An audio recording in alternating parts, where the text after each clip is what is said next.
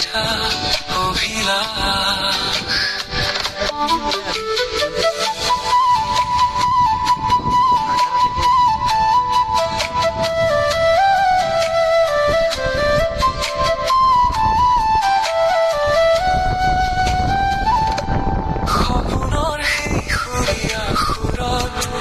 এতিয়াও তুমি মোৰ কাষত আলফুলকৈ ধৰি হাত দুখন কৈ যাম মই মৰমৰ বচন